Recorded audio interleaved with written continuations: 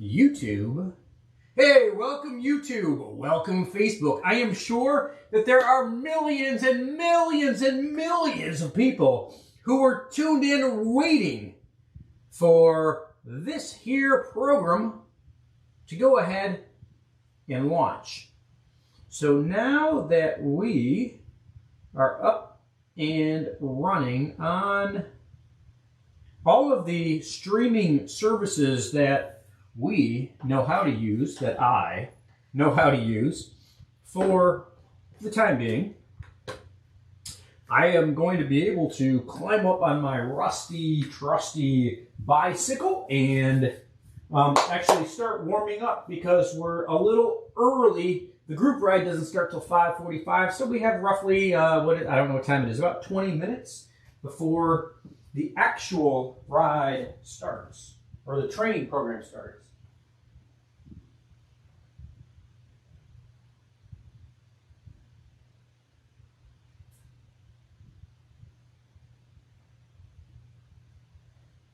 And so, in the meantime, I am going to climb up upon my trusty steed of a training bike, my Wahoo kicker bike, which you can, I think, pretty easily see from that angle. And I am going to do some of that there. Oh, that doesn't work. A little bit of warming up before the ride, because from people who did the ride this morning when I normally ride, they said that it's not an easy workout today. There was lots of suffering going on.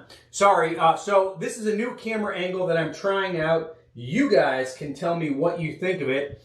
I guess from right here you really can't see me, can you?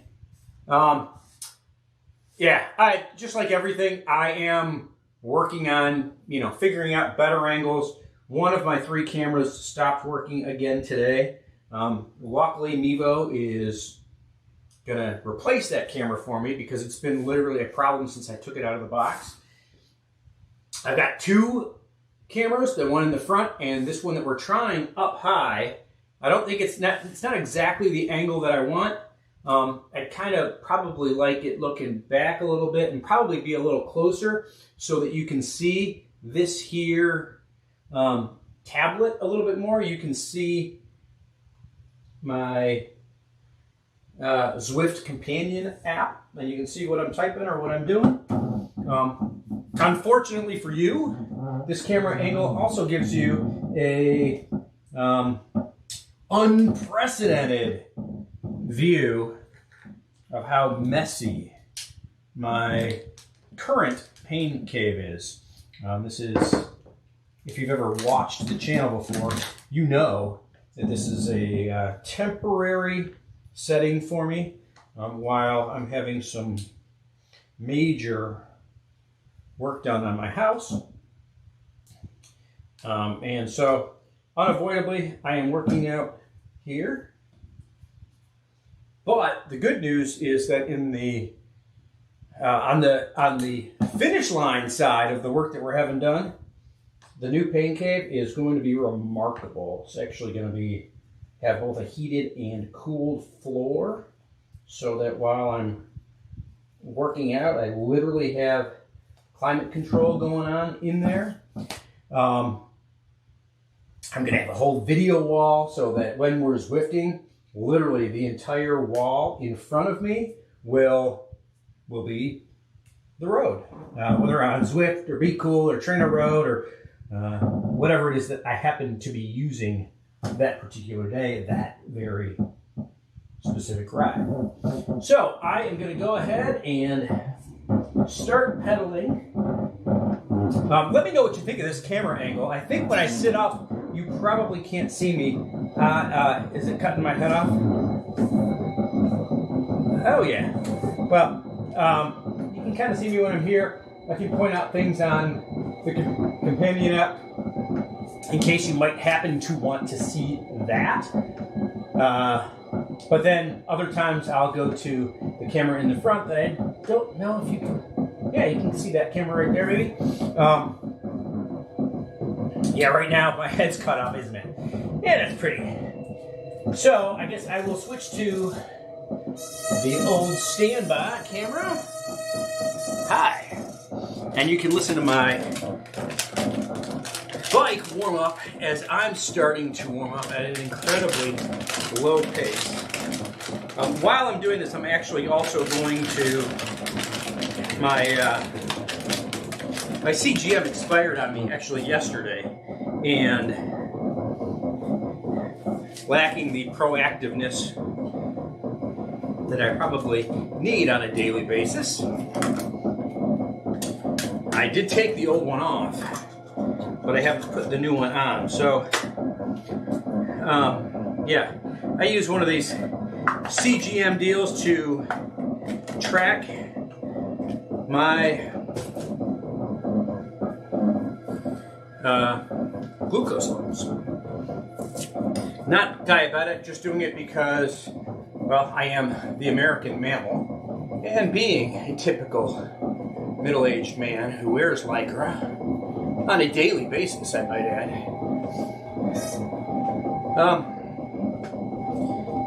I like to have a lot of data because, well, my performance isn't exactly what it used to be. And I want to know why. I want to get better. I want to get faster. I just, in general, want to be a better person. So, it's that easy to put on. You can see it right there on my shoulder, I think. And it takes a little bit of time for the glue to actually dry. I mean, it sticks right away, but it doesn't completely. Then all that stuff, unfortunately, all that stuff is just medical waste. It's all garbage. Ton of plastic to put a little piece of plastic on your arm. So, yeah, welcome to my world. I have my headphones on. I did actually get, I looked into, whoa, we're going downhill here. I did look into whether or not I can play music, because normally when I'm riding, I'll shout out to Alexa and I'll say, hey, play me whatever. Sometimes I literally let her choose what she wants to play. And sometimes she does a pretty good job. Other times, not so much.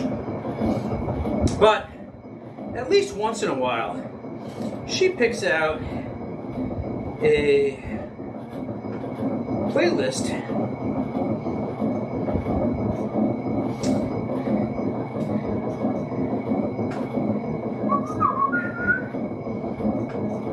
but today I'm on my phone and I'm trying to use YouTube Music, and apparently YouTube Music wants me to play Living Room Dance Party. I think not. They obviously don't know what it is that I need to listen to. Hey, if any of you guys know a good playlist or a good station on YouTube Music or on Alexa or on, I don't know, any of those applications that go on my cellular technology. Holy crap, this is literally a load of just, why the hell would I want to listen to any of that? Let me see, can I look up upbeat workout music? Let's see what they come up with. Throwback gym and fitness, best of the 2000s. Here we go. I don't know how many songs are on this one. Workout playlist 2022. Gym music. By playlists. I don't know if that's a person or a computer or what that is. So again, I'm going to go on the Facebook and I'm just going to make sure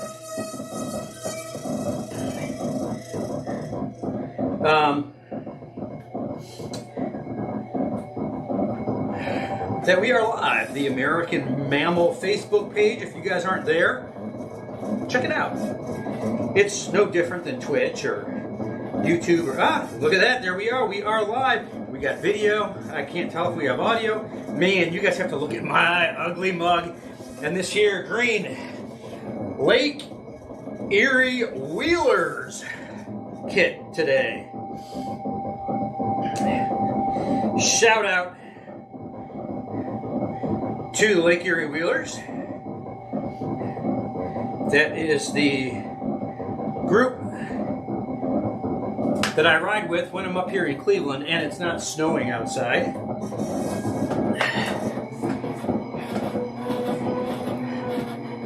They've got, in case you are in Northeast Ohio anywhere, they've got a great Tuesday. Actually, they have 2 rides on Tuesday night. They've got a sea ride, which I've done that a couple times early in the season when I don't know, when I was coming off of COVID or, yeah. No, this was pre-COVID, but out of shape, wanted to ride with a group, but wasn't confident enough that I could hang with any faster cyclists. So I joined that ride. That's Tuesday nights in, it starts at the Fairview Park Library. There's another one on Tuesday nights, the one I typically do on Tuesdays, which they call it a B+ ride. The ride always splits into 2 groups, but the fast group is not usually a B+ group. It's B at best. It is what it is. And then the slower people ride slower. They kind of just go their own pace no matter what. They know they're going to get dropped, and rather than pushing themselves and getting stronger, they just kind of ride through. They're like 18 to 20-ish pace typically, but certainly not B+.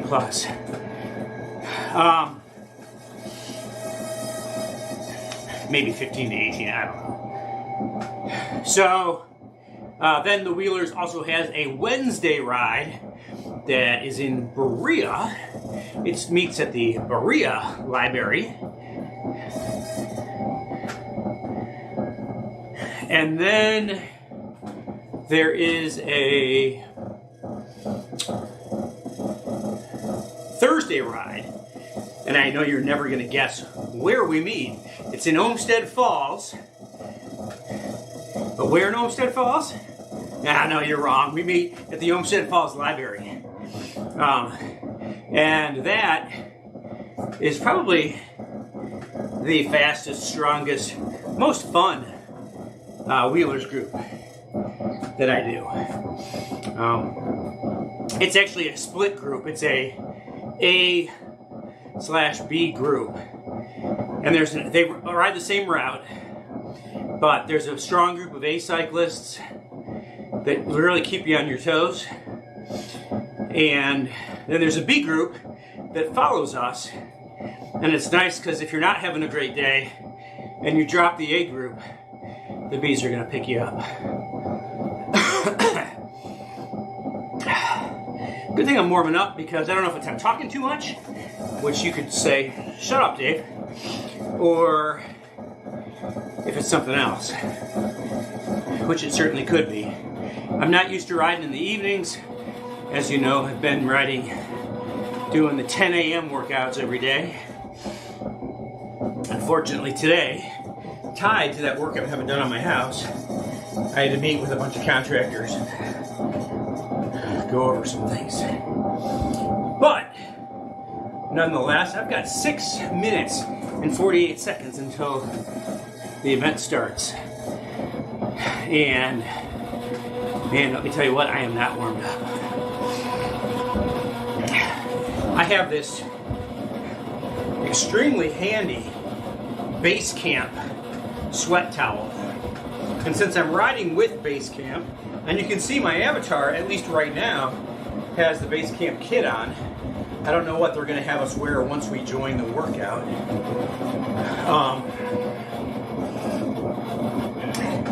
Yeah, when I got these towels last year, I was getting them to be nice and to be supportive of the group and all that. When I got them, I'm like, wow, these things are big and they're stupid. But I'll tell you what, it's literally the perfect, like now that I just went through all that hassle of rolling it up, it's the perfect length for when you're on your bike and you're sweating. Wrap it around your neck, it doesn't fall off. It's not too long that it bumps into your knees if you have it straight. It doesn't really get in the way. It has a big surface area to mop yourself off. Oh, wait, do I need a little powder on my nose? How's that? So 2.6 miles. Really? Do you guys get a lot of suspected spam calls throughout the day in the last, I don't know, 2 or 3 months? I swear to God, I get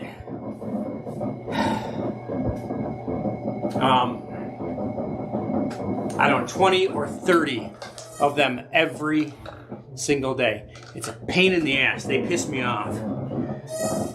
I don't know. Maybe they just think I'm such a huge influencer that they all want a piece of me. I don't know how this lighting is because I never really checked it. I think I did move the front light over a little bit so that I can... Oh, we're all wearing Basecamp kit.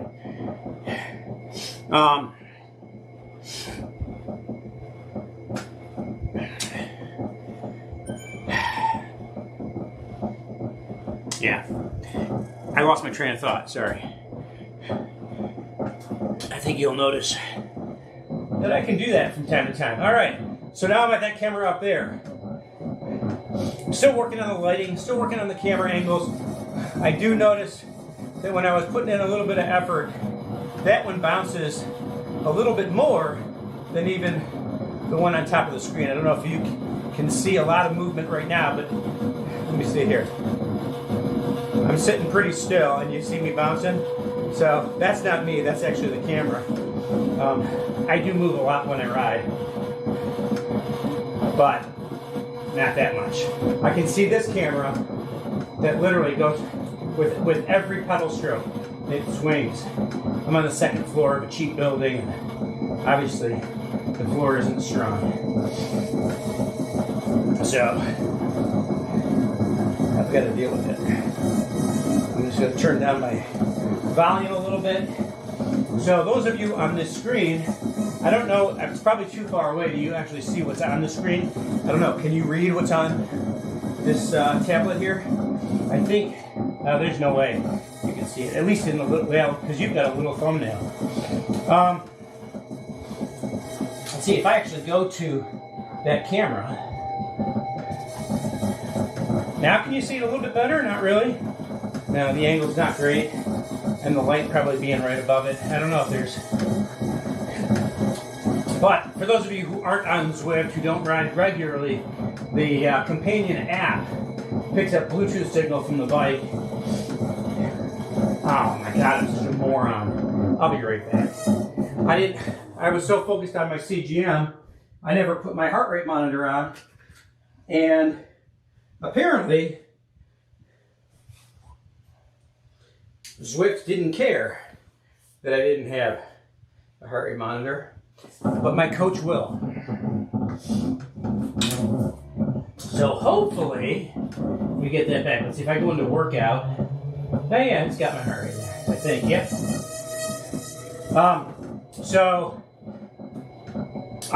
Yeah, the companion app, it also lets you kind of control your ride. There's also a chat function, messages, that lets you, I don't know, communicate with one another while you are riding. I'm going to go back to the overhead screen here so that you can see that we're still warming up. You're not missing anything in the game.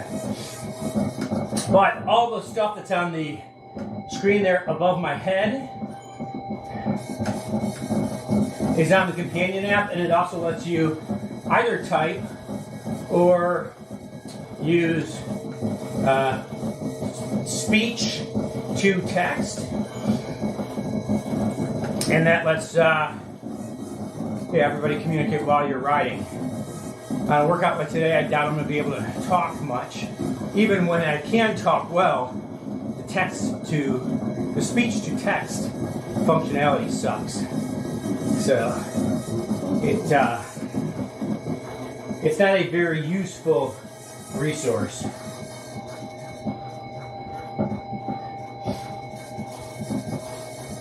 Headwind rear. I'm just going to go ahead and proactively manually adjust this one and turn it up.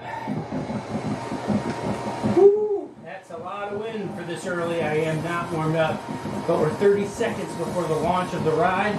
Hopefully some of you have logged into ZWIFT and you're here doing the ride with me, which would be really, really cool. But if you're not, and you just happen to be here watching, that's cool too. It doesn't make you any less of a person, I promise. We got people from Colorado Springs. We got people saying aloha because they're from Hawaii. We got, hey, go. And here we go. I'm going to switch to this camera. Alrighty. I might get the hang of this production thing one day. Probably not, but I might. And it says right there on the screen that Basecamp is a 16-week full spectrum training program from December through March every single year. Today we start training cycle 2. Actually, not today. We started cycle 2 with the test. Or maybe the test was the end of cycle 1, I don't know. Actually Tuesday. So it was Tuesday started cycle 2. This workout starts with a 10-minute warm-up and 3 fast pedals. Interestingly enough, it's a 5-minute warm-up, not a 10-minute, but that's okay. Interestingly enough, I read an article today, followed by a sprinkle of endurance and 7x5 tempo with surges. 30-second surges, 5-minute tempos is all it is.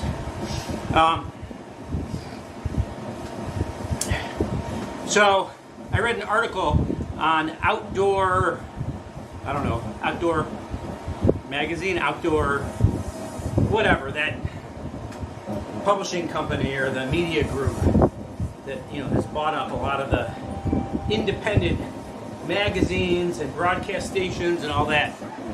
But I read an article today that was actually talking about these here continuous glucose monitors as they relate to sports. Some, I don't know, writer from, not really a cyclist, more of a runner, but from the Great White North.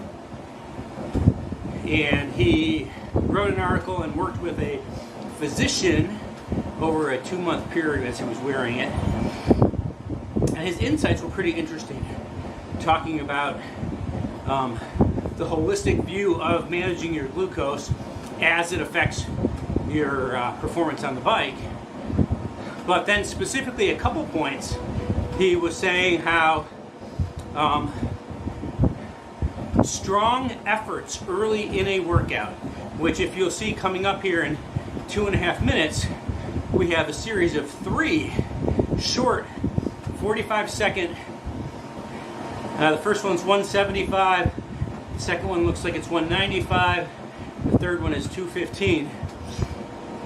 Sprints, followed by 1 minute recovery of just at 120 watts.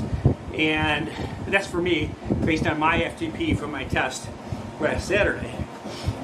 Everybody in this group is different. They all have their own settings. Wow, the group sure is condensed today. Look at us just barreling through there. So, the article basically said if you start with a couple of short, fast efforts, you essentially shock your system into producing or releasing glucose from your kidneys, from your liver. And it does so without a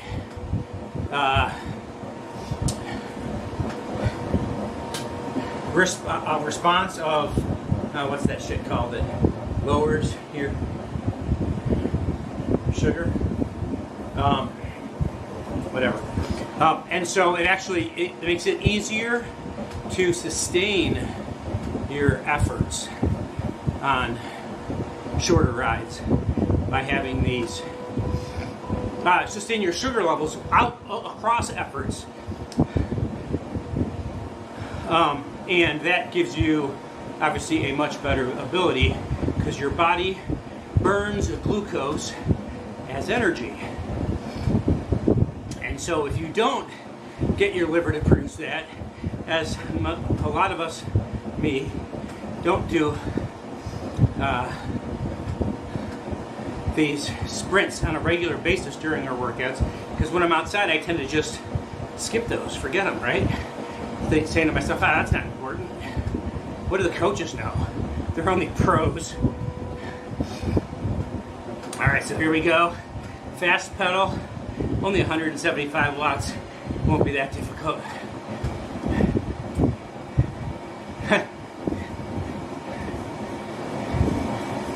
Whew, 35 seconds to go. I can't catch anybody because I'm only pedaling 175 watts. But I sure am trying, aren't I? I get credit for that.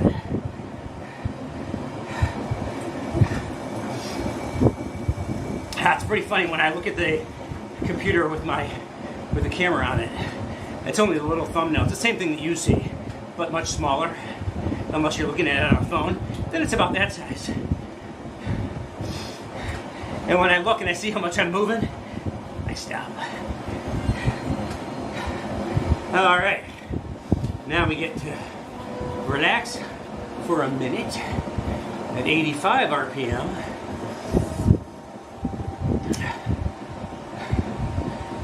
So if you can get your body to start producing that glucose or releasing that glucose early in your ride, it tends to keep it more constant, more level throughout the ride. Obviously in longer, harder efforts or in longer rides, you're going to have to supplement that because your body's going to run out of all your the glycogen that's stored in your muscles and then the glucose that's stored in your liver. Your body's going to run out of it, and then you're going to walk. Grab the engine, connect the brain to the legs. All right, here we go, Coach Amber Neben. Stay seated and spin up the effort. 95 RPM. I'm actually at 102, 195 watts.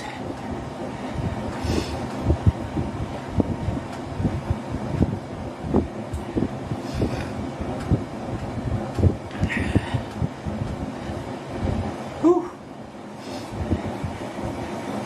So because of my foot surgery, my feet are still too swollen to fit into cycling shoes. So I'm still on soft-soled shoes. They're, what's it called? Vibram or something, 5 fingers they're called. They're completely soft-soled, soft-sided, more like slippers than anything. I guess a lot of trail runners use these. But it's either this or my tennis shoes, and my tennis shoes have a really thick sole, which I wore those for the first couple of weeks back on the bike, and I can't lace them up. But with the thick sole, the whole fit of my bike changed, and my knees were starting to feel it. So as soon as I could actually squeeze my feet into these here shoes, I did. And I've been riding on these ever since. Okay, the real effort at 215 watts is coming up. And here we go. So let's see what I got in my tank today. So literally what I'm doing here is I am getting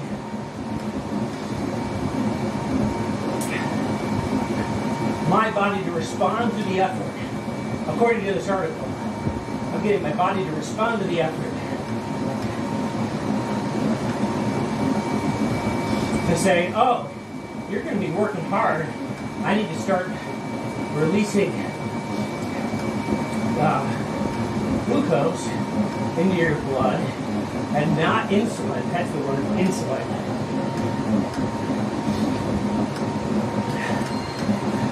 So that I can save your life. And so it bumps it up higher, knowing your demand is higher. And then in efforts like this, where we now got 11 minutes at 1:30. So it's easy pace. The body's going to be able to have plenty of glucose. Actually, just realized I never activated this thing. So I got to go into the app. When you put a new one on, you got to go into settings.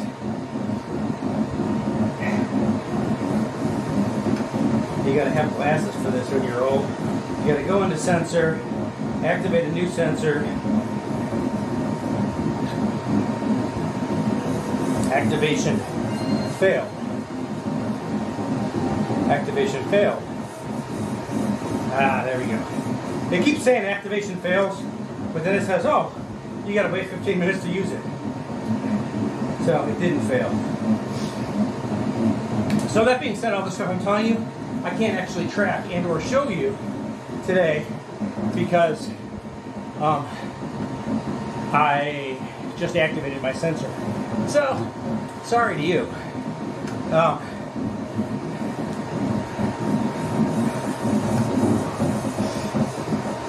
So there's all kinds of stuff. When Amber types something, when the coaches or the people with the yellow dots type something, it shows up on the big screen up front. You can see that in the middle of the screen. But when anybody else makes a comment, and a lot of times there's side talk, you know, just between people.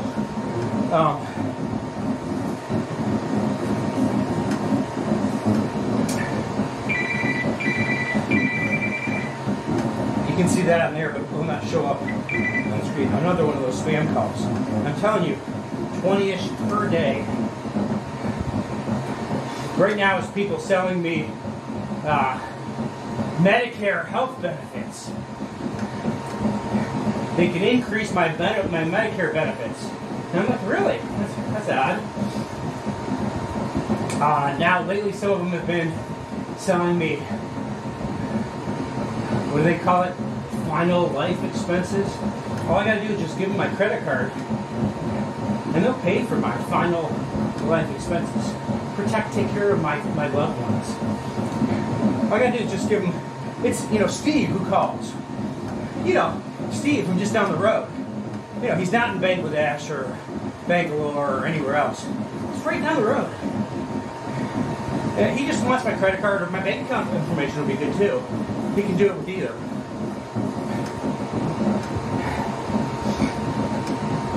Yeah, I'm one of those guys that more often than not will answer the calls and just fuck with them. Keep them on the phone for 5 or 6 minutes. In their call centers, they're actually measured on their effectiveness on call. How many sales, quote unquote, sales they make per hour. So if you keep them on the phone for a long time, they're thinking they got a hot one, because you know you're talking to them, and then 8 or 10 minutes into it, I'm like, oh fuck, and I hang up.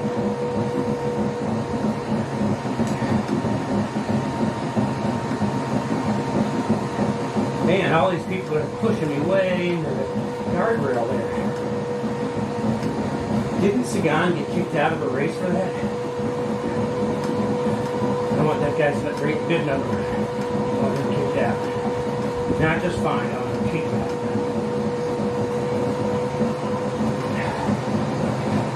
So it's been over a year, it may have been 2 years, since I have had this Cirrus MP1 rocker plate. And I haven't ridden without it in a really long time. And I was thinking the other day when I saw how much I'm moving on these videos, I was thinking to myself, Dave, why don't you take the rocker plate out from under the bike and do a couple rides like that? Well, two reasons that I'm not currently. One is, I'm on the second floor of an apartment building. Somebody lives below me, and we already know those floors are soft, and I'm sure that it's noisy. So I'm thinking the rocker plate might take some of the noise away. I don't know, it's really loud. It squeaks a lot, so maybe it's maybe it'd be better without it. But that's one reason. And number two, you know, I'm a little fearful that if I stop riding on it,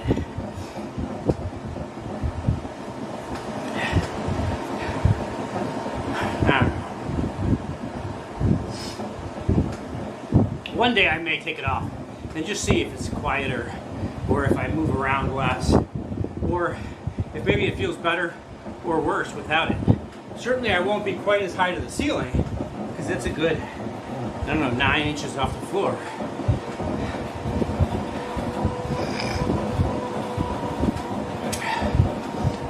So when I first started reading that article on Outdoor Magazine, or Outdoor, whatever it is, I figured they were going to be trashing CGMs. And he did talk about the issues that he had using it, and the difficulty kind of interpreting the information, and the fact that you can't just look at your workout data, that you have to literally ride through all of it. Or you have to look at the data through the course of the day. Because little things like, I don't know why ZWIFT keeps pushing me to the outside of the group. The hell, the whole group just freaking took off.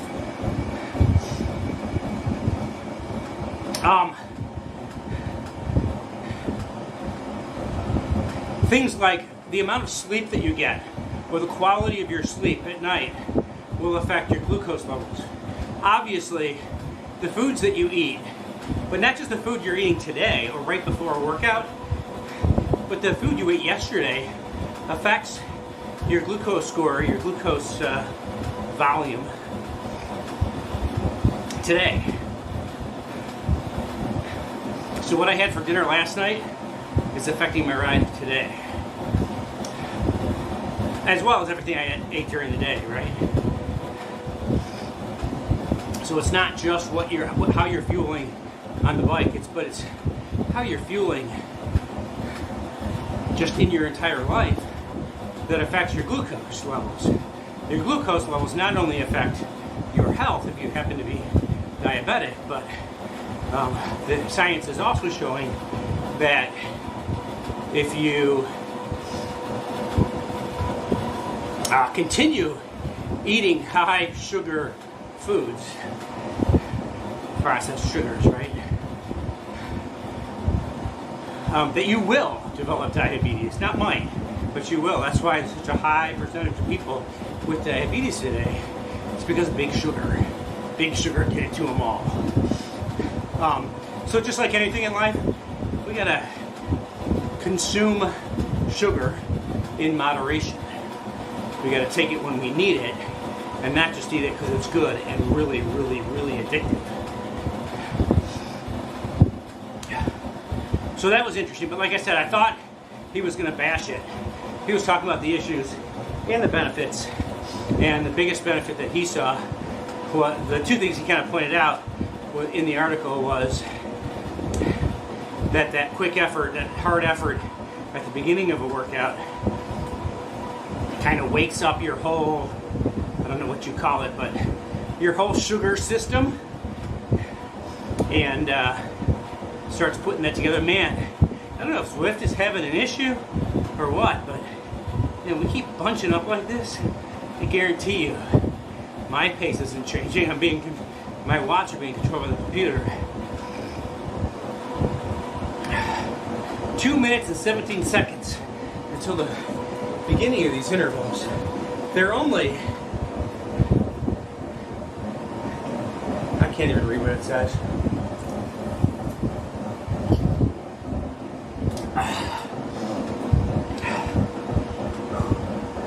The other big thing is that I do not like this channel, by the way.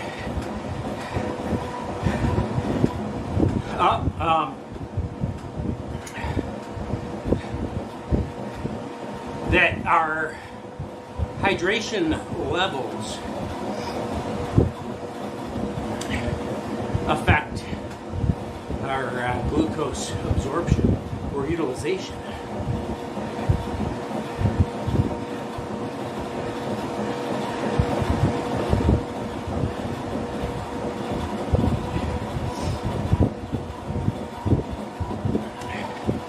All right, so I think we're a minute 10 away from the first effort. And now that I try to focus my eyes, it looks like it's just a series of 30 seconds on, 5 minutes off for the whole workout.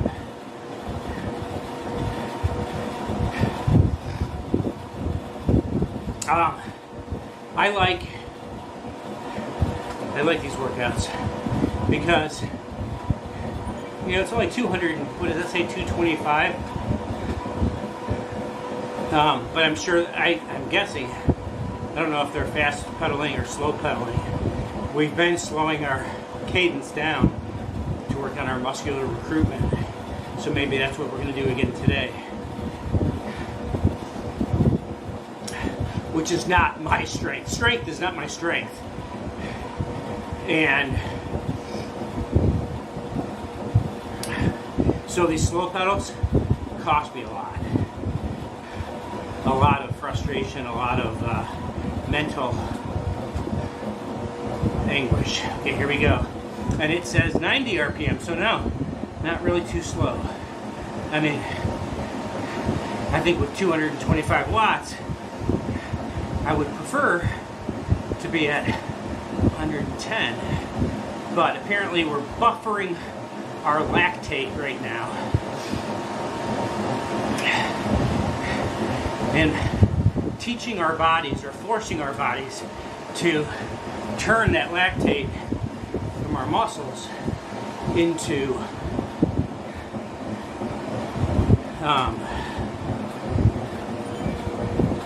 I can't see what that says. Does it say 80 RPM?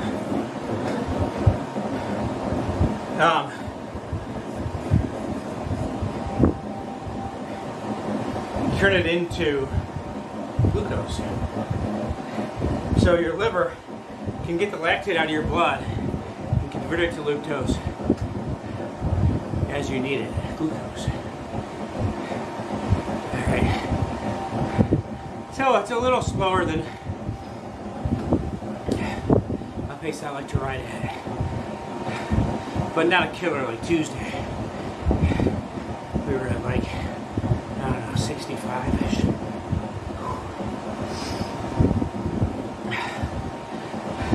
Find a low cadence grind. So 90s are going to be our fast pedal.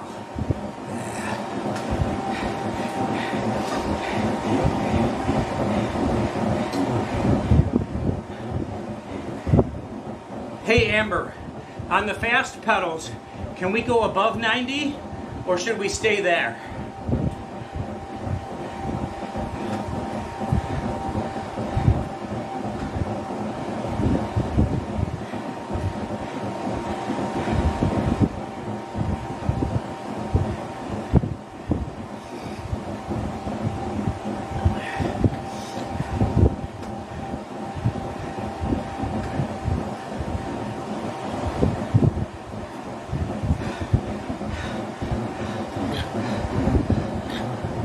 Awesome, thank you. So, she said that on the fast, I don't know if it was on the screen or not, on fast pedals, spin fast for your body. So I can go up to 100 on those.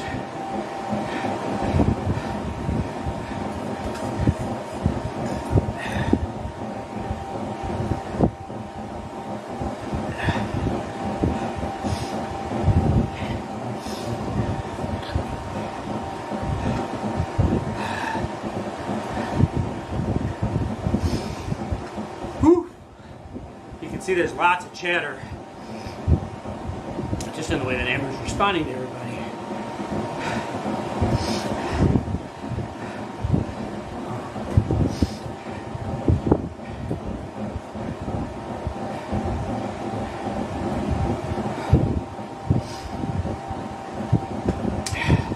As you can see in my eyes, I'm starting to suffer.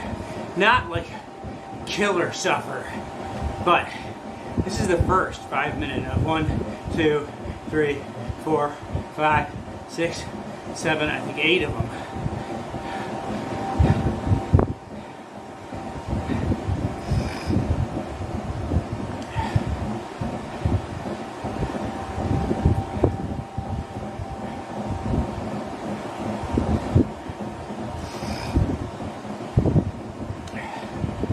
More muscle endurance and force strength work. That's what we're working on today. And strength, like I said, isn't my strength. I'm not a big grinder. I'm more of a spinner. Or I'll spin up my cadence. Can still hit the higher watts, but more cardio demand, less muscular, more fast twitch fibers and less slow twitch fibers. But as I started learning last year in Basecamp, being able to pedal with a variety of cadence. Come on, why can't I steer?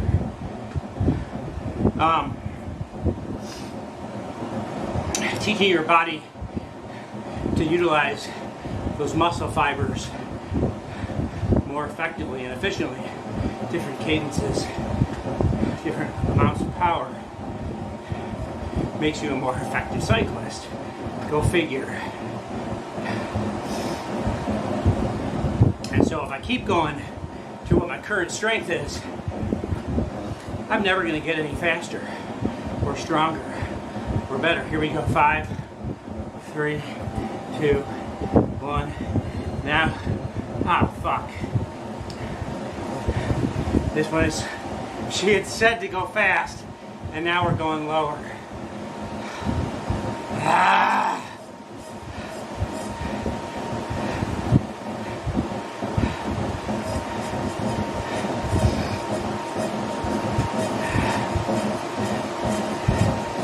Lower heart rate, better fatty acid oxidation.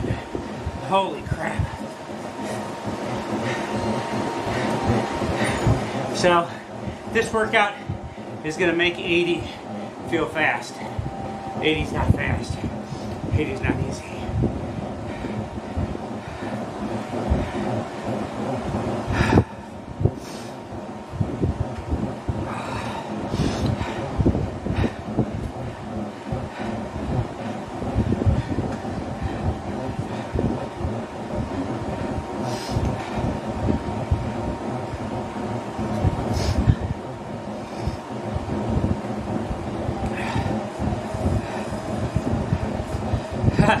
My moto just plowed right through that guy. It didn't affect him at all. She didn't even knock him down. That's a damn good motorcycle driver. The cameraman's doing a pretty good job himself. Whew.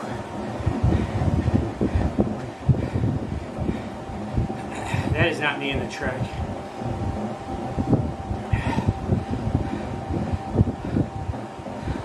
That's me. Right there. I think. Yeah. Put the blue striped socks on. Whew. So I was looking forward to being able to pedal fast.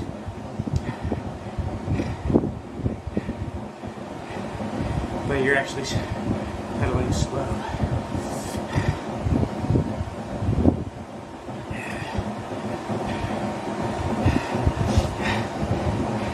And I don't like it when the moto's following you like that.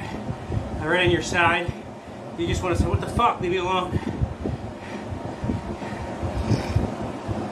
So now he's in front of me, which means I can try. Yeah, I'm feeling it. I can try pick up my pace a little bit and hang on his wheel, draft off the moto. Doesn't work because he just speeds up, but you can try.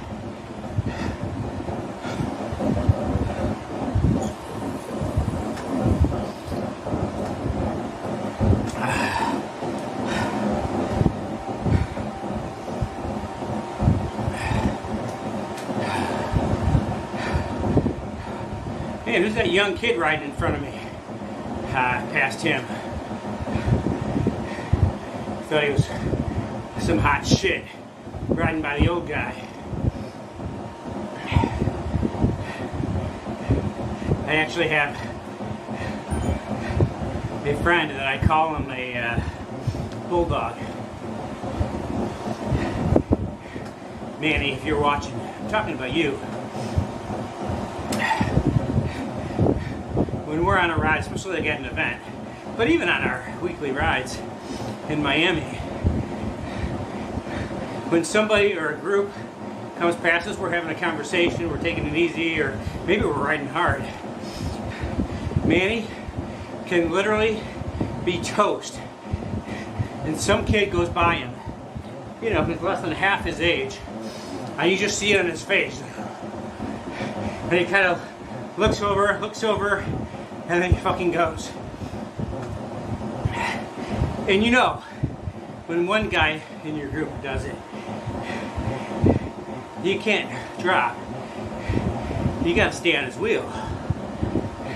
So now knowing that Manny does that, number one, we can anticipate it and be ready for it. But number two, there are times when Manny does it and everybody knows that Manny does that. And so we can just let him go. And if he's on his own and he doesn't catch that group, or it's a small enough group, he won't be able to hang. And so he'll conserve energy and come back to us.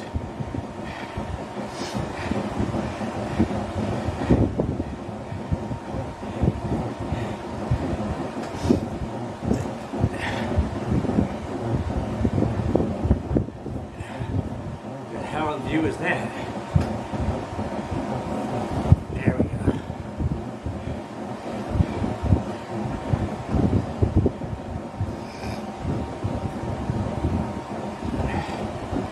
Alright, so that was the soft pedal. Now I gotta drop my watts. Don't have to drop my watts. I have to drop my cadence with an increased watts.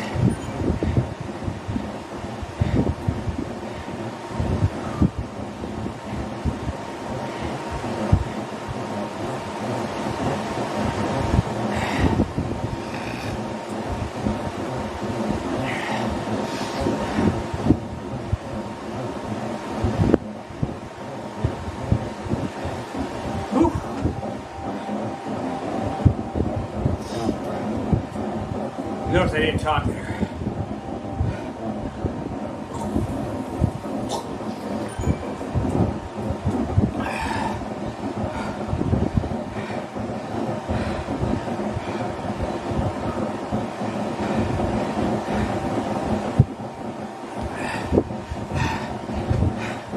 Go back to messages.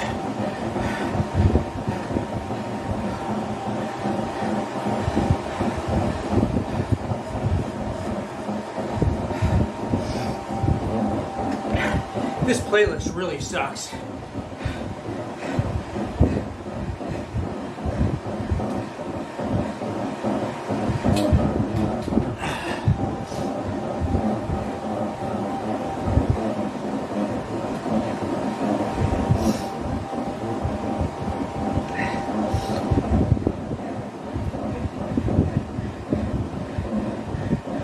Of course, I don't know any of these freaking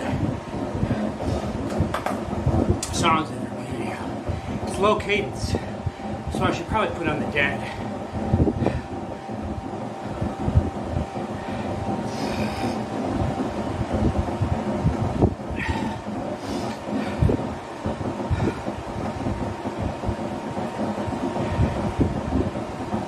Whew. about halfway through this workout.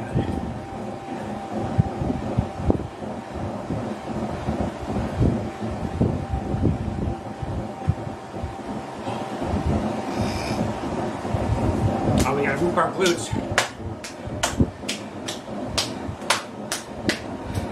Tim told us on Tuesday that if you hit your butt while you're pedaling and you're focusing on engaging your glutes, so you got to sit back further in your saddle. You got to concentrate on firing your glutes. But then if you physically hit them a few times, it makes it a little easier, whatever, for you to be able to engage them. And I actually do feel them right now, but I don't think it's going to last. My cadence picked up a little bit. Whew.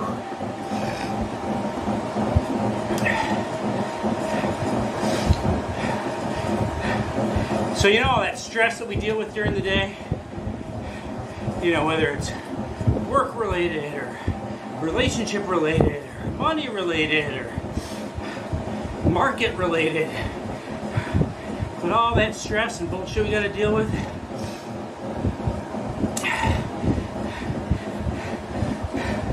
I love being able to hop on my bike, start pedaling, start feeling the world drip away as the muscular tension and just the I don't know if it's fatigue, but you know, as the pressures of the ride kick in and the camaraderie of the people that are around you builds, then you're talking.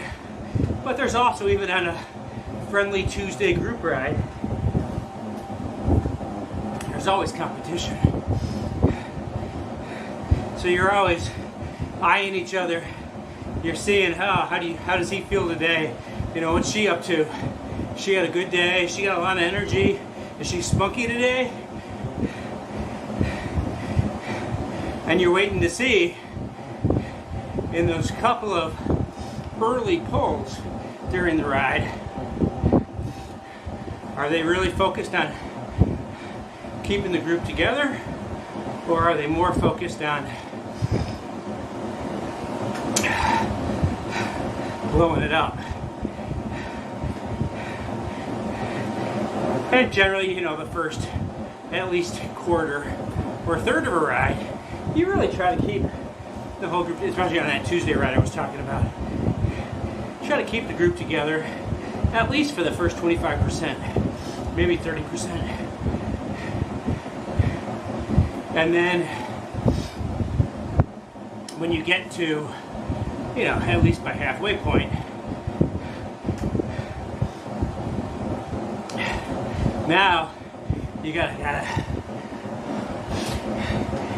start wearing out the energy of the people who are at the front, the people that you're actually riding with, your good friends, your real competition. And so you got to start pushing a little bit, which everybody wants to do. Everybody wants a bit of a workout. Everybody wants to push. Everybody likes to go fast. And so at those points, you start going, you drop the group that's not really beating us. But you're really not working all that hard. You're just trying to conserve your own energy, but start to thin out the herd a little bit, if you will. Start to get people to push a little harder than they should. Of course, on some of those windy rides, you don't want that to happen. You want to keep a good pace, but you want to keep them with you. Because if you crack everyone you're riding with, you're screwed. You got to deal with all that wind yourself. You got nobody to draft off of. But even on those rides, you know, we've got about a 2 mile long, maybe a little longer than that, kind of sprint slightly downhill, but pretty mostly flat. Going down Cahoon Road from Detroit to the tracks as a segment. And so, even if you're staking with everybody, at that point, you kind of, as you turn off of Detroit, you go up and over the freeway. So, for the most part, people kind of don't push up. It's not a really high bridge. But somebody starts going. Either you're approaching the saddle of that hill or that bridge, or before it, or maybe a little after it. Someone starts going. And it's like 1.3 or 1.2 miles at this point. Way too early for a sprint. So everybody's waiting for the one guy who starts going. And you grab onto his wheel. And you don't really want to be second wheel or even third wheel. But you want to be in the pack. You want to go when they go. You want to hang on as long as you can. And I'll tell you what, last year there was one night we had this new guy from Avon, a guy who just joined the group. He was freaking awesome. He paced me beautifully. We were behind two other guys who slowed down or just didn't hold pace. We jump out. There was another guy that was actually passing us. So we jump out and we hug his wheel. That guy went too early, so he kind of dropped off. And then this new guy, forget the absolute perfect pace.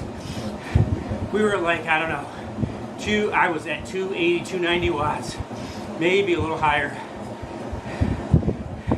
And then, like, I don't know, 1/10 or 2/10 from the end of the segment, he's cooked. But rather than like some people do, where when they get cooked, they kind of block the group, he's cooked. It's a really narrow road, and I'm right behind him. I can see he's starting to flutter a little bit. And I'm like, man, just hold on, just hold on, just hold on. So at the last minute, as I'm about to go around him, he peels out. And I just, it was the most well orchestrated, even though it wasn't planned, lead out that I've ever had. It literally was a thing of beauty. Like, Sagan would have loved this guy. We weren't powerful enough to be leading on Sagan, but you get the point. And so, overall, you're always looking for that one little shot, that one little opportunity to best your buddies.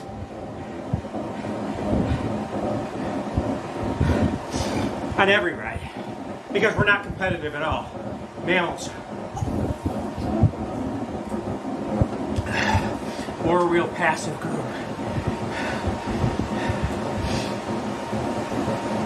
And that's why we're in our pain caves throughout the winter, torturing ourselves in sessions like this, pedaling slower than we like to, slower than we're comfortable with, pushing harder than we normally would, because we're trying to learn and build our strength and our fitness, lose a little more weight, because we're not competitive at all. We just do this for the friends.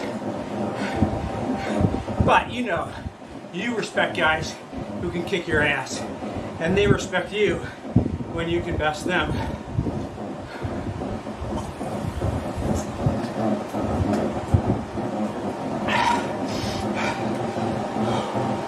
Yep, this is a workout.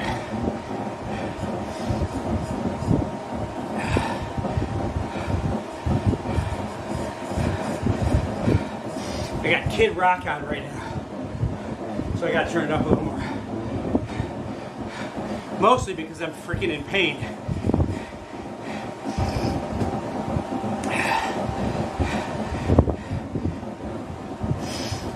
And I need to get it out of my head. I need to get out of my head. So, obviously, normally when I'm riding, there's more wind than these fans can create. You don't sweat as much. It's probably not, I don't know, probably not as humid.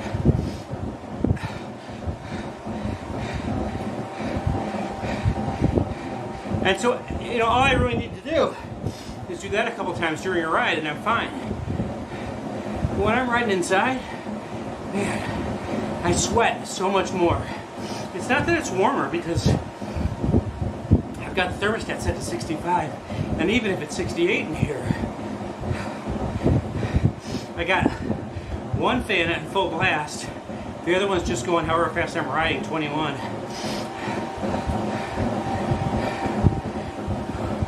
You would think that would be enough to cool me off, but it's just not. Plus, I've got the ceiling fan on, which is only circulating the air to get the hot air out of the room.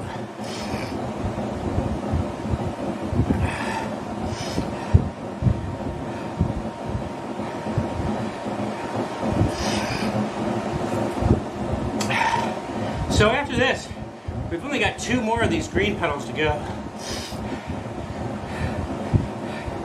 I think something's wrong in my settings. I don't think 174 is tempo. Well, I know that my FTP dropped.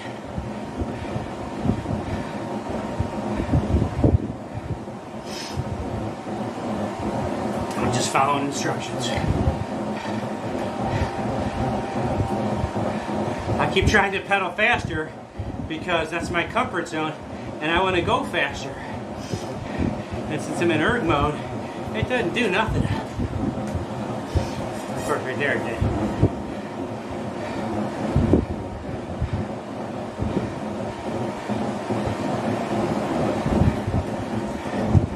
Whew.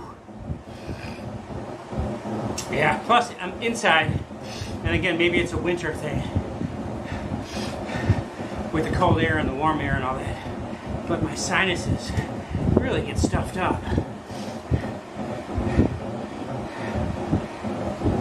Bad.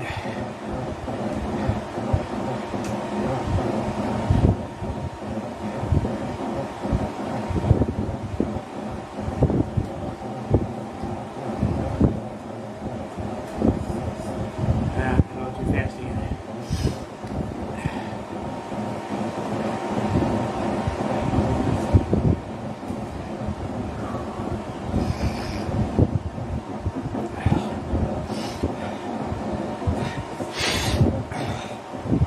And obviously when we're outside, we can just blow a snot rocket or spit.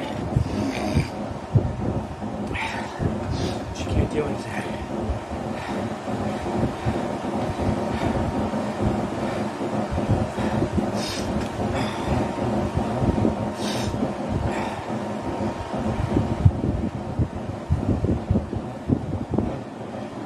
It's no longer Kid Rock.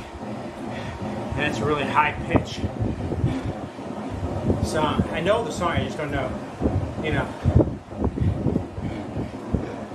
all that freaking noise from the Ute. Generation of Utes.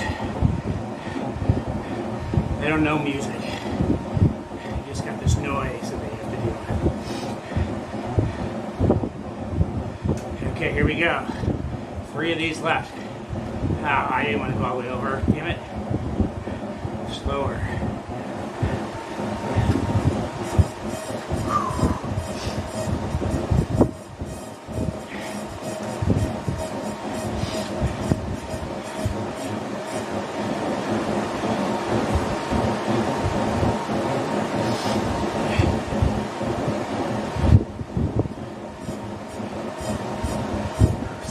Cadence.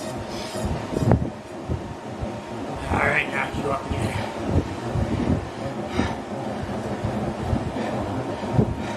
Not that high. That's where I want to be.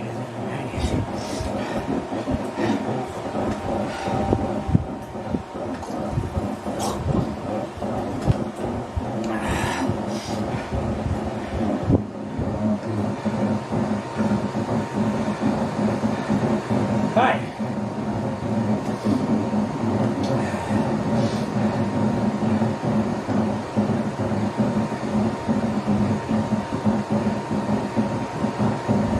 So my name is Dave, and I am the middle-aged man in life. I'm the American mammal.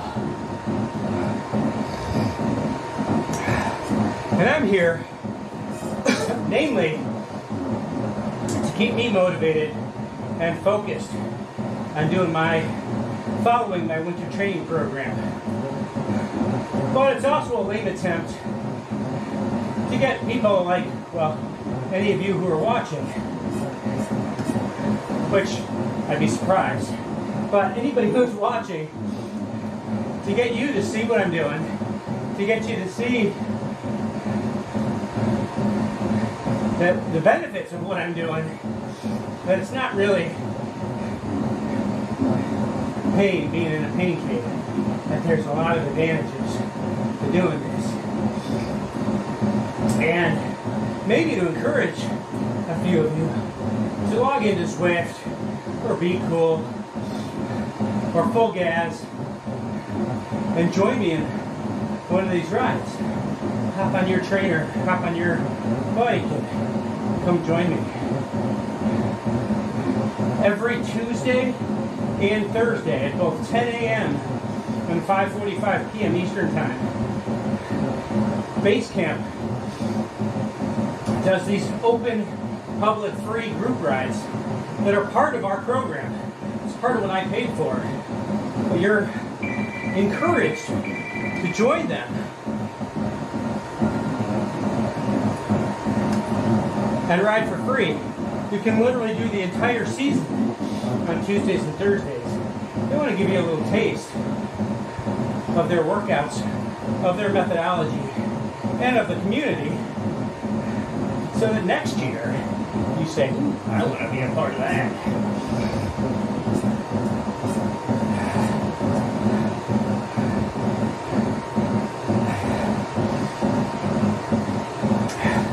So, hopefully, you come in and join one of these Basecamp rides.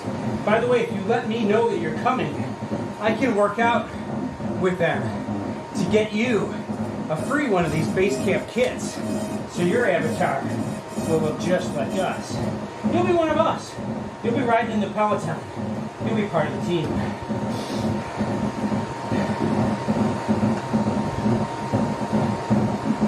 Don't get lazy. She's talking to me specifically.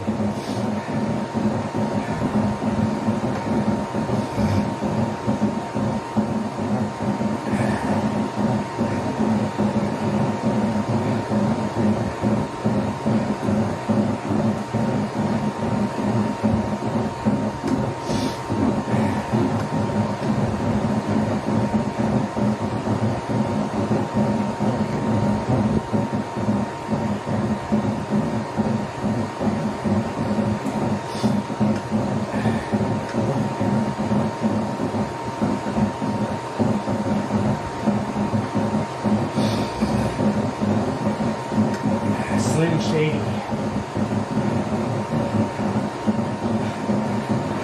Are you reading all the messages? I'm sure you can see that in that little thumbnail, right?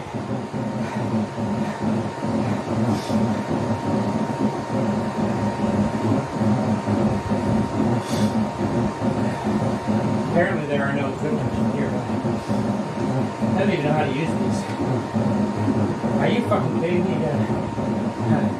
Yeah, it doesn't work very well. Alright.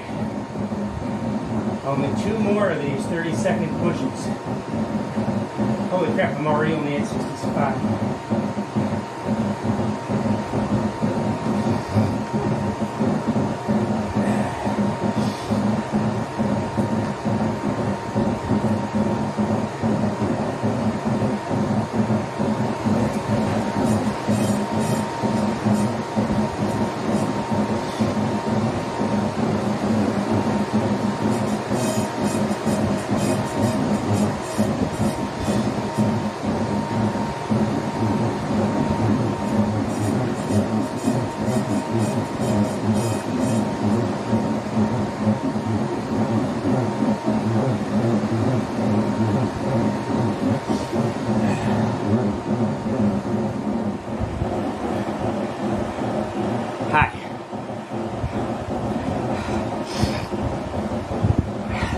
So anyhow, using these towels in the pain cave, you wipe off under your eyes a lot.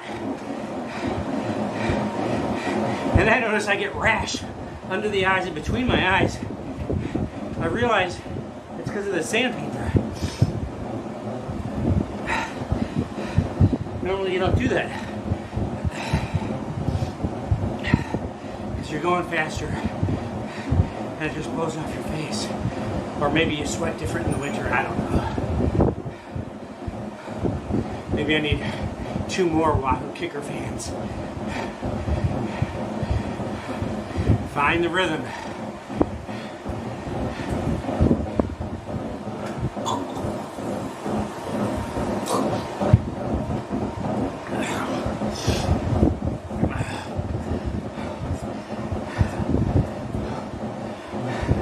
There we go, I'm getting through the pack now.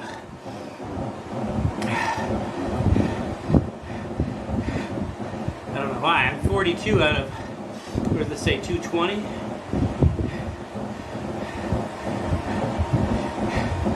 Now I'm dropping back. Don't know why. My pace hasn't changed at all, and theirs shouldn't have either. That's just Zwift trying to piss me off. It's working. I don't like to be back.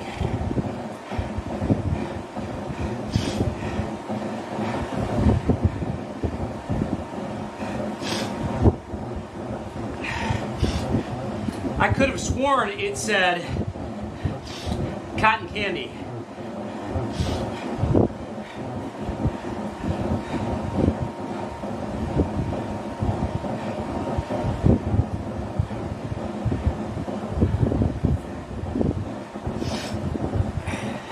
La la la la, la la la la, la la la la la, la la la la la, la la la.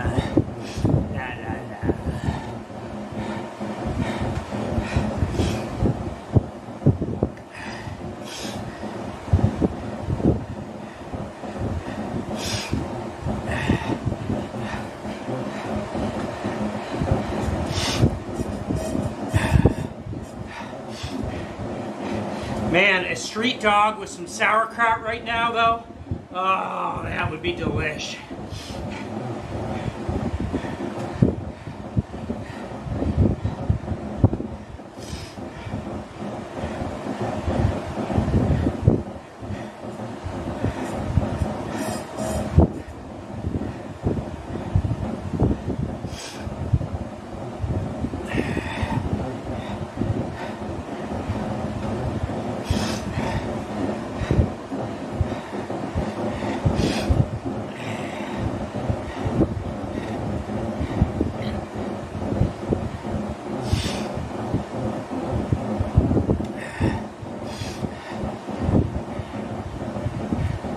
All right, last one. Here we go. That actually went back. Oh, what the hell is that? Oh, they were freaking fooling us. Did you see that arch that was in the road right there? Like it was right fucking. We got a minute and a half left. Glitchy, Zwifty. Maybe I should rename it Zwifty. It's glitchy. Or just glitched. I got glitched. I got Zwifted.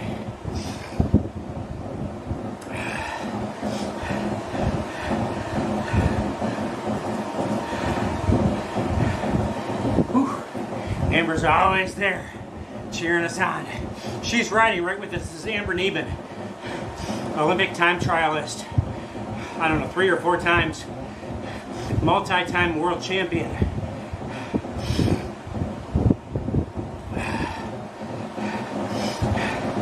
And she's obviously one of our coaches, but she's here literally doing the workout because this is her training program. She literally rides this as her off-season training program. So her training plan, while she puts in way more time than just an hour a day or 2 hours a day, because she's a pro, that's what she does. She literally follows this same plan, just with a different amount of time and obviously power. She's way stronger than I am.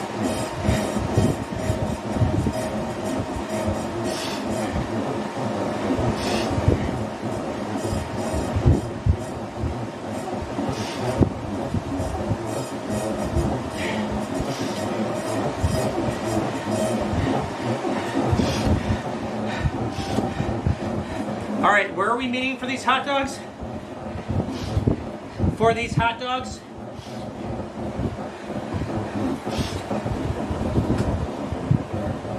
Whew.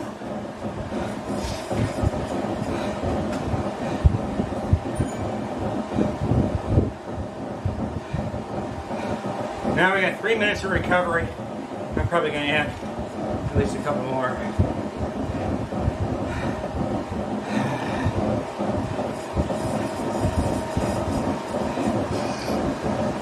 So yeah, Amber is one of the coaches of Basecamp. She's a pro cyclist. She's an Olympic cyclist for Team USA. She's a world champion. She's I don't know how many awards, trophies, titles you can give her, but she literally reviews, well, she and all the other coaches, reviews our workouts after every day. Gives us feedback, gives us input. When we have questions, they answer them. When we're doing something wrong, they call us out. When we're doing well, they let us know that. And then if you were following her comments on the screen, you'll notice that they're explaining to us why we're doing these workouts, what the methodology is, why today and they give us generalized cadence. It was 80 and 75 or whatever. You'll notice I continue to slow down throughout the workout, but that's why I had asked her up front, because the first one was the higher pace, but all of them after that were slower.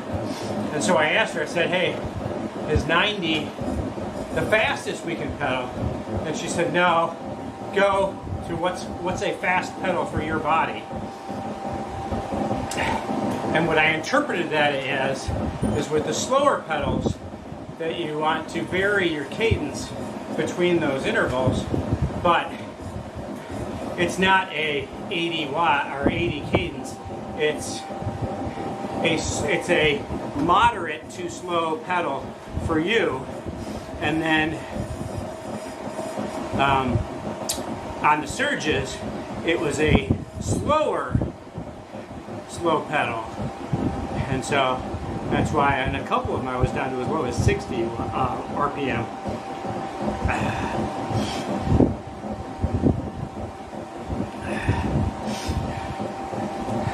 Alright, so let's see the results of this workout. 16.9 miles, 602 calories in an hour, 2.1 slices of pie. That's not acceptable. I need to get up to at least 2.5 slices of pie because I need to have dinner tonight. Daddy's gonna eat. I gotta keep this mammal figure in prime. Mammal spandex. Lycra form. I gotta keep the kids, all the young ladies out the road. I gotta keep all you checking out my rolls as I'm riding down the road. No, I've actually done a lot of work. I still have some to lose.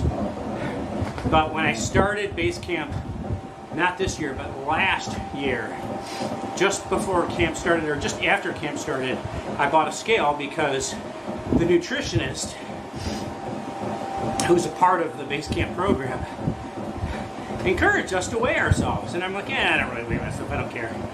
Then I'm like, all right, I'm going to follow directions. So I went out and I bought one of those Garmin scales, which is nice because it feeds into my Garmin Connect on my phone. Literally, I can see my weight on my bike computer. It feeds it to ZWIFT. It feeds it to my Training Peaks. It feeds it to, for this program, for the diet part, we use, what's it called? MyFitnessPal, to track our calories and our macronutrients. So it feeds it pretty much everywhere, so that you don't have to update like in ZWIFT if you're racing, which I don't. But you've got to have current weight, and you have to have proof of that. Well, this automatically enters it into there. It also automatically updates it so that not only is it using all these workouts based on your FTP, but for the climbs and for the descents, it's using your real weight, so it makes it more realistic in the game than it would be if it had an incorrect weight.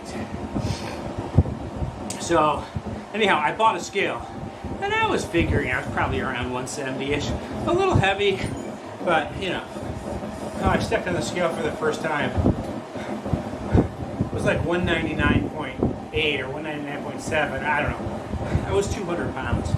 And I was like, what the fuck? So I was like, all right, that's it. I'm going to follow this whole nutrition thing. Because I had forever, I really rode a bike so that I didn't have to think about what I was eating. I didn't care. Because I was riding and I was burning a crap ton of calories. And of course, I found the apps that gave me the most calorie credit for my rides, right? You know, if Strava wasn't high enough, I would go to Ride with GPS or Map My Ride, or whichever one gave me the best credit. I would use that one to plan my meals, right? So, yeah, I'm at 200 pounds. Definitely got some rolls in my gut. And I said, all right, I'm going to follow this plan. I'm going to do whatever Namorita says. I'm going to get the handle of this. And I'll tell you what, the first few weeks, I won't say it was a struggle. It was a struggle to understand. Because my entire life, I never focused on nutrition. I literally always ate like crap. You know, fast food was a normal part of my diet. And if it wasn't fast food, at least 7 nights a week, I would go out to dinner at a restaurant. Sometimes fast food, sometimes, you know, pizza or calzone or whatever. Sometimes, you know, a nice high-end restaurant or wherever. Well, guess what? When I started tracking the macros and I started wearing this CGM, I found out that no matter where you eat, whether it's a fast food place or like, you know, a Michelin 5-star restaurant, right? They load that food with stuff that tastes good so that, you know, it tastes good. And so that you spend $250 for a dinner. Well, the shit they put in there, lots of sodium, lots of sugar, amongst other things, but lots of salt, lots of sugar, because those things taste good. And they make us say, wow, this is really delicious. Well, my glucose numbers would spike. And the weight wouldn't come off because the glucose, the sugar spike triggers an insulin response, which converts all that sugar into fat, and then you're in this like downward spiral. So anyhow, I start paying attention to it. And in order to be able to count my calories, I couldn't go to restaurants because you don't know what the portion sizes are, or you don't know what they put in it, because we're also tracking our macronutrients, right? You don't know any of this stuff.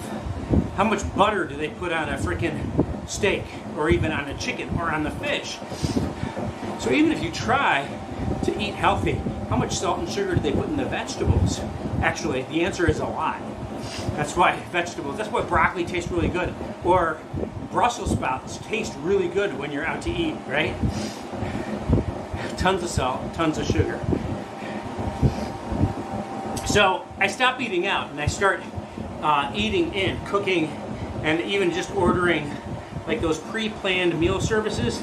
I must have gone through, I don't know, 10 of those mail order prepared meal things. Trying to find one that was low in sodium because I'm fighting hypertension, and most of that hypertension is from my high sodium diet. And I'm trying to lose weight, and I'm trying to control my sugar. I'm not a no carb diet, whatever those things are called. I'm not on one of those, but I wanted to control my sugar intake specifically. I don't worry about carbs from fruits or from other proteins or any of that. It doesn't matter. I'm just trying to not eat as much processed sugar. And so I'm more really trying to focus on a, what do they call it? The caveman diet. The, I don't know. I'm trying to eat like a caveman. If I can kill it and cook it or pick it, I can eat it, right? But that's it. Very little seasoning, very little salt or sugar or any of that stuff. I try to eat a more raw type diet. And there's not a lot of those prepared services that can do that, even if they claim to. But I started focusing a lot more on my diet. I started focusing way more on how I was eating, on the stuff I was putting into me. And I stopped eating the crap that would set my CGM, all the alarms going off, like, holy crap, your glucose level, right? If it either spikes up or down, it's bad. I want to keep it fairly constant. And so I'm eating a more constant diet, which means I'm not going out as often, which, it was during COVID, so didn't really have an option anyhow. But what I found was that the healthy food really wasn't that bad.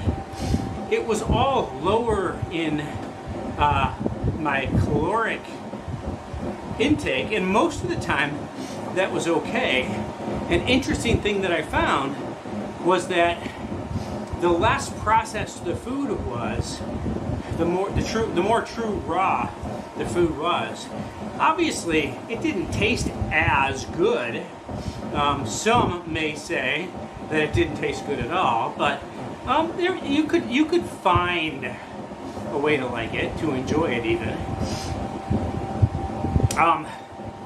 But what I found was the more that I ate like that, the faster the weight came off. I went from 200 down to 170 over the course of the winter, because basically they said, look, you don't want to eat fewer, you don't want to eat less than 100, you don't want less than 100 calorie deficit in your day between your workout and what you just normally burn because of your age and your gender. You don't want less than 100 deficit per day, because if you're less than 100, you're not going to have the energy that you need to keep working out and getting stronger. If you're at an even keel, you won't lose weight or gain weight. And if you're more than what you burn in a day, you're going to gain weight. You won't gain a lot, you won't gain it fast if you're, 100 calories over. But basically the goal was to be, on a daily basis, 100 calories less than what I would burn. And so that's what I did. And I took off 30 pounds over the 3 months of the winter. So that was pretty good. Over the summer, I pretty much kept it off. I would waver a little bit. Got down as low as 159 point, I don't remember, 6, I think was my low point in the summer. But as things go in the summer, driving to events, I'm traveling across the country, I'm doing this stuff, my diet suffers a bit. So I got back up to my 170s. Then with the surgery, and literally being trapped in my bed for a couple of weeks, and then limited movement for over a month, I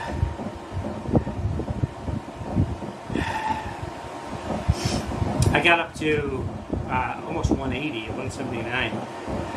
And now I'm back to like 165-ish, I think that was where I was at today. But, I don't know, it seems to fluctuate by a couple pounds a day, so I don't know how accurate it is, but the trend is it's going in the right direction. And I'm literally doing it just by tracking my calories specifically, but also looking at the macronutrients and making sure that I'm keeping those on a weekly basis pretty much in balance. So it's my carbs, my fat, and my protein. That they're all kind of at whatever Marita says. I can't tell you off the top of my head. And that I'm replacing those macros at the rate about at which I'm burning them.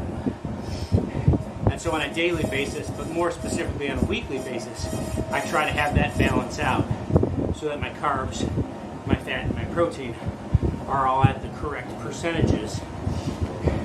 And I'll tell you what, it has made a huge difference in my performance. Not that I noticed it right away, because I didn't. But what I really did notice, sorry, I'm at this 10% incline. Struggling. When I did notice it is when I started eating crappy again, like when I go out and have a pizza, or when I eat a fast food, even a Chick-fil-A or whatever, when I eat at a restaurant, and I'm getting all that shit that tastes good, I literally feel like crap. I had a steak a couple weeks ago. I haven't eaten a lot. I don't not eat red meat, but I don't eat much. And the other day I had this steak, and it was phenomenal. This was, I don't know, 8 weeks ago. It was delicious. Literally, I was salivating how good it was. That night I got bloated. And the next day I just felt sluggish and slow, and I don't know, I didn't feel good. And so what I noticed over the course of last year is that the crappier I ate, the crappier I felt. And so, they tell us all our entire lives, you are what you eat, right? Well, I always ate like crap, and I feel fine. I don't know what they're talking about. You are what you eat is a load of crap. Well, now that my body knows what it feels like to eat healthy, I'm telling you what, you are what you eat. I feel like crap when I don't eat well, and I pay the price for it. I mean, it really is a bad sitch. And I don't want to feel that way. So I want to eat healthy. I'm by all means, I'm not vegetarian, I'm not vegan, I'm not on any restrictive or any special kind of diet. I try to eat healthy food. I try to eat raw food, which isn't raw. It's unprocessed food, natural food, as much as I possibly can. I had a friend when my son was growing up. We were down in Florida, and I had a friend who was all into this healthy raw diet and eating all this stuff, and I didn't even get it. I didn't even know what raw meant. But I'll tell you what, that's the way to go. Eat natural foods. It doesn't matter if you're eating meat or whatever, just eat natural. And it's way better for you than the crap you can buy even at the grocery store, or the crap that you buy at Whole Foods, or at the market that you can get to because it's right down the street. That stuff's not unprocessed. The vegetables, the fruit, is not unprocessed. It's got lots of chemicals in it, lots of modifications made to it to make it last longer, to make it the fruit and vegetables not to rot as quickly. You ever notice that when we were growing up, you know, a banana would get brown in a day, right? Today, you can have a banana sitting on the shelf for 1 or 2 weeks, and it's still yellow. And the same with apples, and oranges, and lemons, and lettuce, right? They've got shaved lettuce in a bag that lasts for weeks, multiple weeks.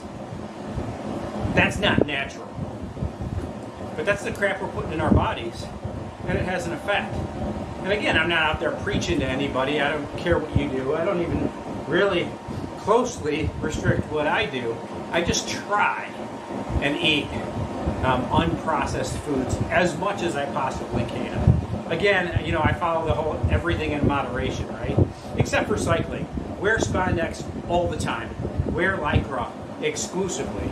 And never get off your bike. Ride it 7 days a week, at least 18 or 20 hours a day if you can. Other than that, everything in moderation is kind of my motto. And when you do that, you don't have to worry about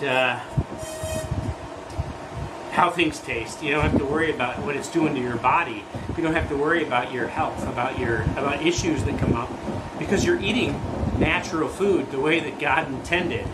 You know, the way that cavemen did, the paleo diet, that's what it's called.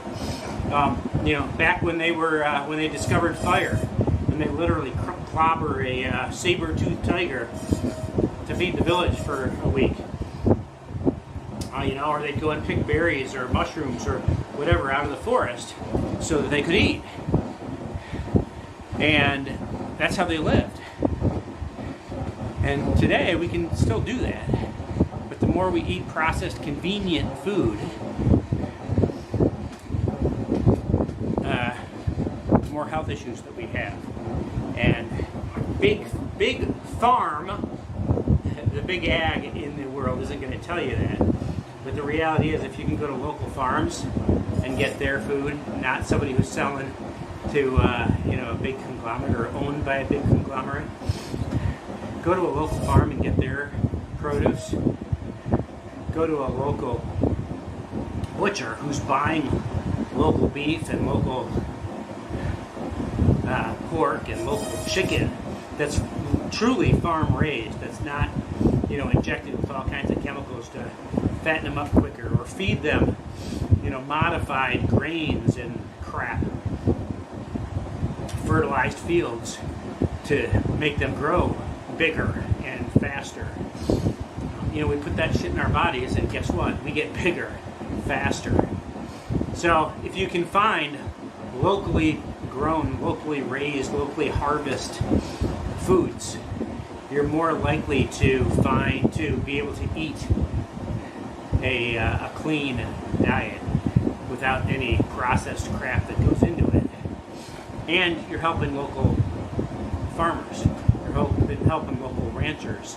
You're eating better. You're receiving a better product, and you're fighting against the man, because big ag is part of the problem, and they are part of the problem because, you know, we need big ag, but we don't.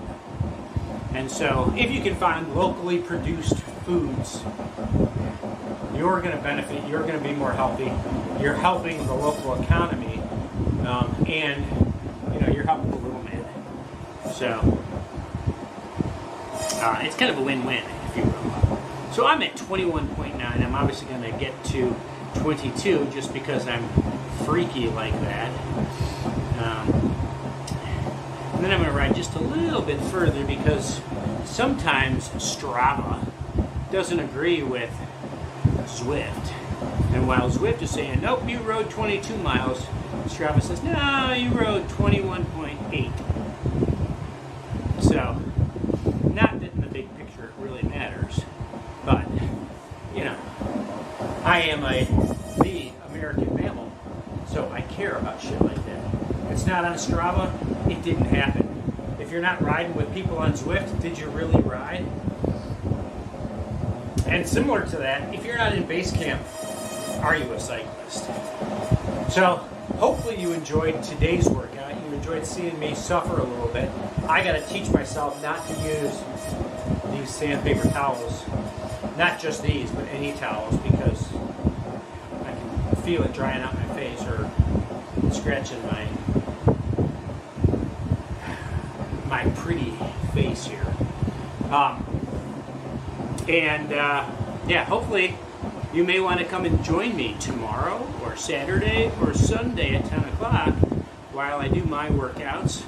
Or come back to the Tuesday and Thursday free Basecamp group rides at 10 a.m. or 5:45 p.m.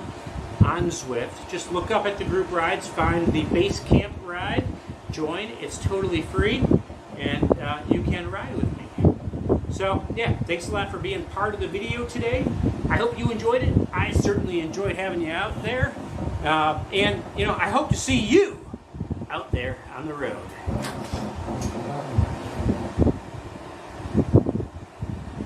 Oh, I gotta stop ZWIFT so that you can see the end of the ride before I shut down the video. Sorry.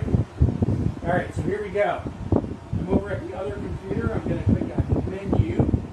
I'm gonna look at nothing really impressive there. Yeah, my heart rate got pretty high right here. I'm gonna look at the histogram.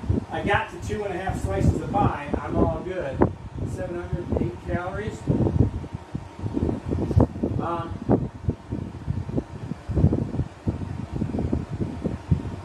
Yeah, the heart rate really kind of peaked at the very beginning there when it was supposed to. So other than that, it was pretty coupled to my workout. So it all looks